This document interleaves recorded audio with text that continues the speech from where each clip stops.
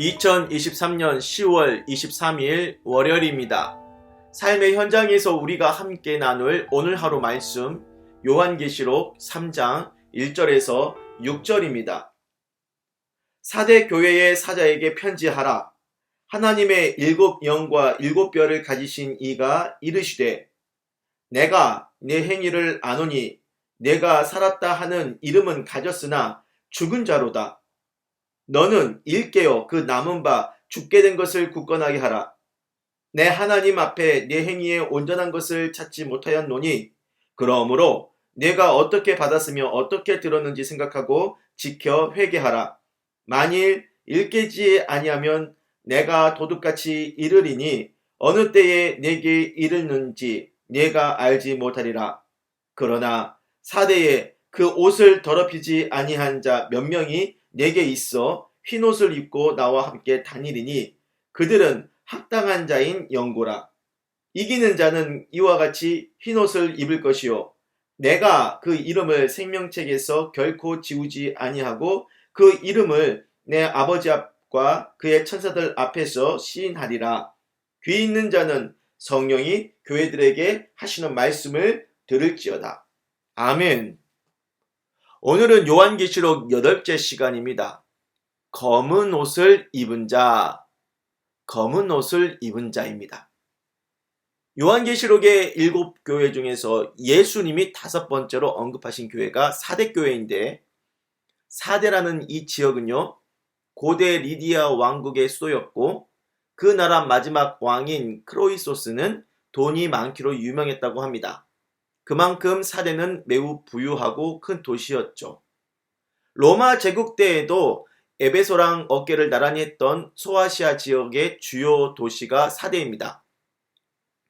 자, 이곳에도 예수 그리스도의 복음이 전파되어 교회가 세워졌어요. 그런데 사실 이 요한계시록에서 예수님이 사대 교회를 언급하셨으니 그렇구나, 사대 지역에도 교회가 있었구나 하고 아는 거지, 성경 다른 데를 찾아보면 사대에 대한 얘기가 없어요. 그래서 그 교회의 시작이 어떻게 되었고 교세는 어느 정도고 그들 신앙의 특징이 무엇인지 어떤지 알 수가 없어요. 그저 예수님은 이 본문에서 사대 교회가 죽은 교회라고만 언급하셨죠. 앞서 예수님이 언급하신 4곳의 교회는 예수님께서 잘한 것도 칭찬한 면이 있었는데 사대 교회는 책망만 하셨죠. 예수님은 네가 살았다는 이름은 가졌으나 죽은 자다. 내 하나님 앞에서 내 행위에 온전한 것을 찾지 못했다. 이렇게 말씀하셨죠. 그래서 주님이 명령하시는 말씀이 뭐겠습니까? 회개하라 입니다. 회개하라. 3절. 내가 어떻게 받았으며 어떻게 들었는지 생각하고 지켜 회개하라. 내가 무엇을 어떻게 받았고 들었느냐? 무엇을? 복음을 말하는 거죠.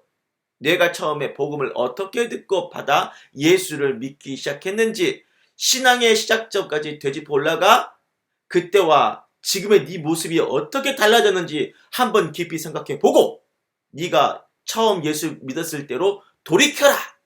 그것이 예수님이 말씀하신 회개의 의미입니다. 에베소 교회한테 처음 행위를 가지라고 하셨죠. 같은 의미로 생각할 수 있어요.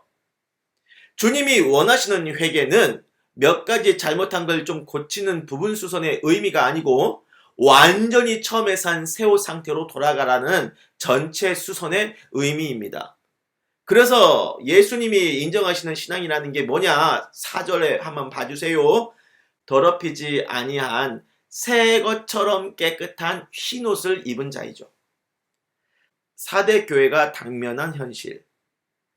그 흰 옷을 입지 않고 검은 옷을 입은 상태인데, 그런데 이 옷이 검은 천으로 만든 옷이 아니고 원래는 아주 깨끗한 흰 옷인데 칠흑같이 죄의 더러움으로 완전히 더럽혀져서 검게 된 거죠.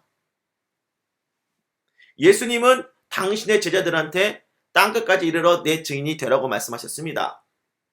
우리가 약한 부분이 많아 예수 믿으면서 좀 죄를 짓기도 하고 신앙이 흔들리고 그런 일들이 종종 있지만 그래도 복음을 전할 여지는 있습니다.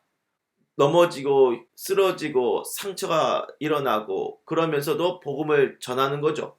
그렇게 복음을 전하면서 잠시 처졌던 믿음이 다시 회복이 되고 그렇게 신앙이 버틸 수 있는 겁니다. 하지만 사대 교회는 버티는 신앙이 아니고 무너져 버린 신앙이죠. 교인들 몇 명 말고는 교인들 다수 전체가 죽어가고 있어요. 아니, 거의 죽은 상태가 되었습니다. 죽은 자들의 모임처럼 돼버린 게 4대 교회였고, 어떤 사람은 그 교회를 가리켜 죽은 자들이 모인 추모공원이라고까지 했어요. 공동체 전체적으로 죽은 것처럼 되어 자정 능력을 상실한 상태가 이 교회의 암울한 현실이죠. 한 가닥 신랄 같은 희망이 있다면 이 검은 옷을 입은 자들 속에서 자신을 더럽히지 아니하고 흰 옷을 유지하고 있는 몇 명이 있다라는 겁니다. 그나마 예수님이 이 죽은 교회에게 회개하라고 하시는 것도 보면 그 흰 옷 입은 몇 사람에게 소망을 두고 교회를 변화시키려고 하는 의도일 수 있겠지요. 제가 이 사대 교회를 읽으면서 깊은 인상을 받은 구절이 이제 5절에 나오는데요. 죽은 신앙에서 나와 이기는 자는 그 이름을 생명책에서 지우지 아니하리라. 생명책에 쓰인 너의 이름을 지우지 않겠다. 생명책에 이름을 썼다라고는 것은 영생을 의미하는데 영생을 상속받은 그 이름이 지워질 수도 있다라니 한 번 받은 구원이 취소될 수 있단 말인가 하는 두려움이 일어나게 하는 어려운 말씀이죠. 우리가 안심했던 구원관 뭡니까? 한 번 받은 구원은 취소되지 않는 영원한 구원이라는 겁니다. 그야말로 엄청난 은혜입니다. 약하여 수없이 넘어지고 깨지더라도 주님께서 끝까지 우리를 책임져 이끌어주시는 든든한 구원, 안심할 수 있는 구원의 메시지 아닙니까? 그런데 그 의미를 악용하여 경거망동하게 더럽고 악하게 살아가는, 행동하는 기독교인들이 있다라는 사실이죠. 그런 자들이 들어야 할 말씀이 내 이름을 생명책에서 지워버리라 하는 말씀입니다. 아마 사대교회는요, 주님께 한번 구원받았으니 나의 이름이 생명책에서 지워지지 않을 거야. 그렇게 안심하고 제멋대로 살다가 타락해버렸는지 몰라요. 말씀을 마무리하겠습니다. 주님이 우리를 살리신 이 구원의 은혜, 중간에 주님이 포기하거나 취소하지 않는 영원한 구원의 은혜 맞습니다.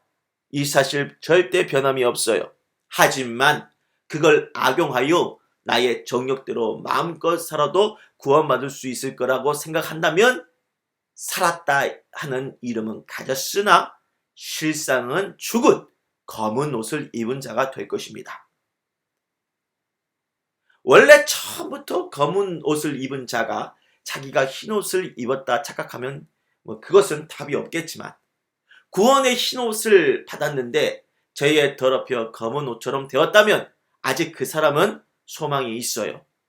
과거의 모든 걸 다 버리고 예수의 피로 그 옷을 깨끗이 빠십시오. 깨끗이 빨래된 흰 옷을 다시 입고 주님 앞에 서세요. 귀 있는 자는 그 의미를 잘 깨닫고 이 말씀을 깊이 단단히 새겨 받으시길 바랍니다. 기도할게요. 주님, 오늘 우리에게 사대교회를 통하여 아주 중요한 말씀을 주셔서 감사합니다. 네가 살았다 하는 이름은 가졌으나 죽은 자라고 하신 그 주님의 음성을, 의미를 두렵게 받아들이게 하여 주소서. 지금 자신이 입고 있는 옷이 흰색인지 검은색인지 분별하는 영적인 눈을 주시고 이 옷이 검은색이라면 철저히 무릎을 꿇고 회개하게 하시고 예수의 피로 깨끗이 빨아 꾸정물 다 흘려보내고 흰 옷으로 갈아입게 하여 주옵소서. 예수님의 이름으로 기도를 드립니다. 아멘.